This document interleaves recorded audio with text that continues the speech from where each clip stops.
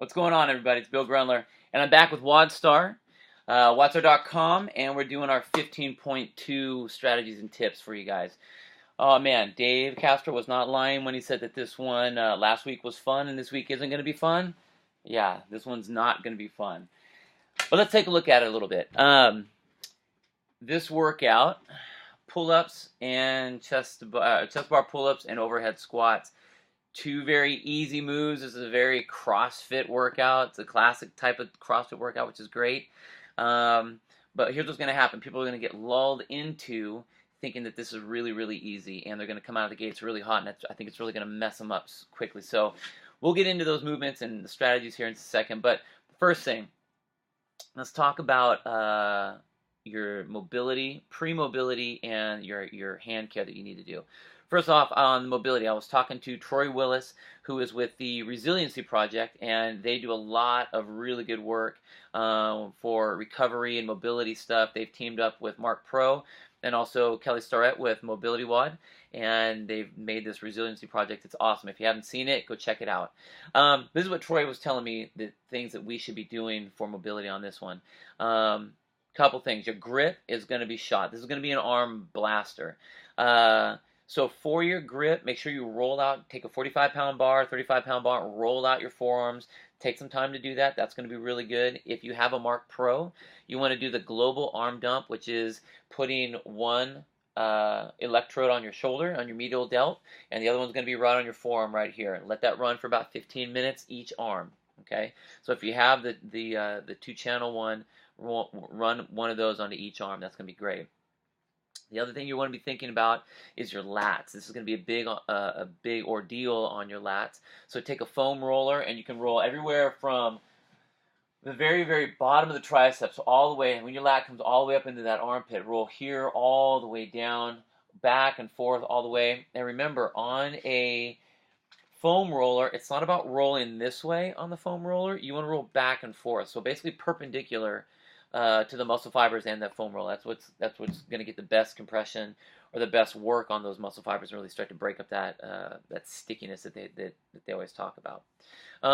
Next thing, hand protection. You have to do something with your hands on this one immediately, because if you have to do it again, and you tear a big old hole in your palm, you're not going to be able to do this one again. So you need to go way ahead of the game. So what I'd say is get one of those ped eggs, and you want to file down your calluses right here, and even the ones right across the fingers here if you have that just from some bar work. File them down to where they're flat. You don't want to go towards baby skin at all, because you need that protection. You just don't want a big old meat chunk, because when that gets balled up, that's what tears the fleshy part of your palm, and you don't want to have that happen. Okay, so that's first thing. Second thing, get something on your hands. I really don't care what it is, but most people now are doing whatever training with either a set of gloves or those leather straps or taping on their hands, and that's going to be a big, big deal. Myself, I'm not a fan of the gloves, but a lot of people like them. If whatever you train with, that's going to be great. Whatever you're able to do high volume pull-ups with, that's going to be great. Myself, I like the leather strap with the Velcro around the hand here. I think those are excellent. The other thing, if you are bare palmed, try not to bounce your hand over the bar and just, where you kind of let go like that and catch it and then re-pull back. That's just going to pull on that flesh, and you don't want to have that happen. Okay. All right. So those are the two pre-workout things. Let's go into the actual workout. It is 10 reps, 2 rounds of 10 reps of each of them. So you start with your overhead squats, 10 reps at 95 pounds, 65 pounds, not heavy, and get into 10 reps of the chest bar pull-ups. Come back for one more round of that, and you have 3 minutes to do that in. Most of the people that are doing this will have no problem with that first round. The higher end athletes, they will get into at least 3 rounds before it even gets difficult, and that's great. Treat these first couple rounds as a warm-up, meaning do not get into those overhead squats and try to blast them through really, really quick. You don't need to do that. Take your time, breathe, keep your heart rate down. That's going to be a big deal. A couple points on the overhead squat. Don't go real wide with your hands. There's no reason to go real wide.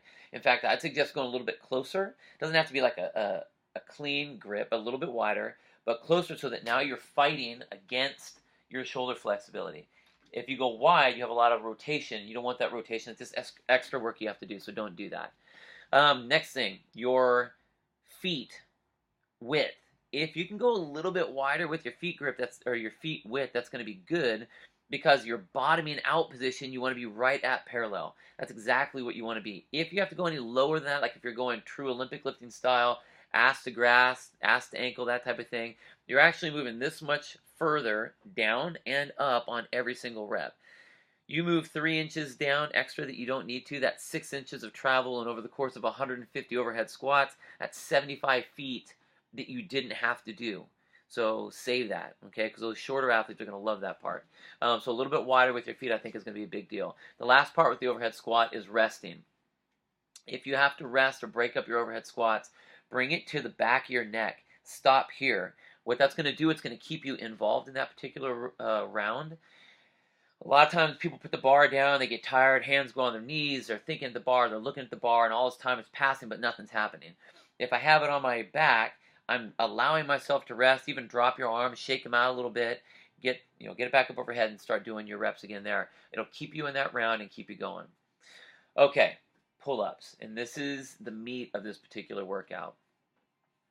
I'm sure that the badasses out there are able to do anywhere around 20 to 30 chest-to-bar pull-ups unbroken.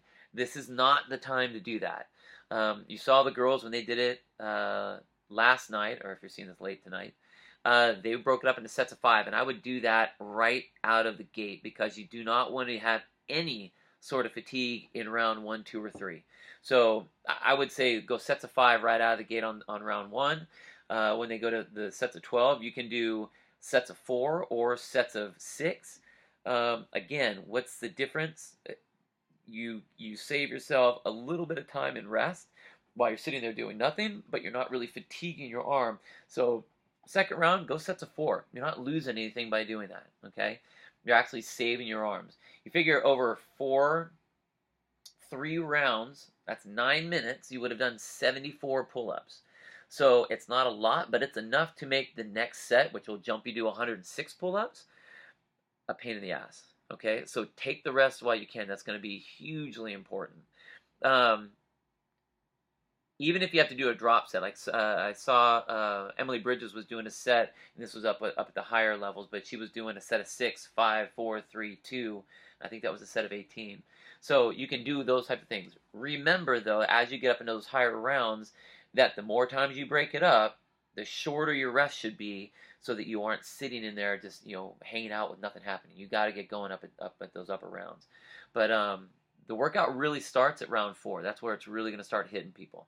Now, if you're not good at pull-ups, a couple things I'd say. Kip. Don't worry about doing the butterfly pull-ups. Do the kip. But when you get up, make the contact and come right back down. I see a lot of girls do this, especially. They come up, contact, and they sit there, and I'm not sure what they're waiting for. But you're not getting points for the static hold. So touch and get right back down so you can get into that swing. The other thing is if you have to do an alternate grip, same type of deal. Get up there, but now the bar's not going to roll out of your hands. It's kind of like a deadlift grip, but you can really go aggressively against that bar and do whatever you can to get that bar to touch your chest. We have a lot of people last year when they did this, they got their very first chest-to-bar pull-up. So if this is your same scenario, then go ahead and do that and make that work out. So those are my suggestions for that. Oh, one more last thing, mobility on the hips. Make sure you do the hip stretches. Do the couch stretch that you see Kelly Starrett do all the time. Do the Samson stretch, the old school CrossFit stretch. With the knee out in front here, so you can drive that knee out to the side, even dropping that knee down. This is going to be a big one here to really get those hips warm and get those hips open and ready to hit this. This is a good one, guys. All right, so be strong, be confident, have some fun, and man, go kick some ass. Go get them.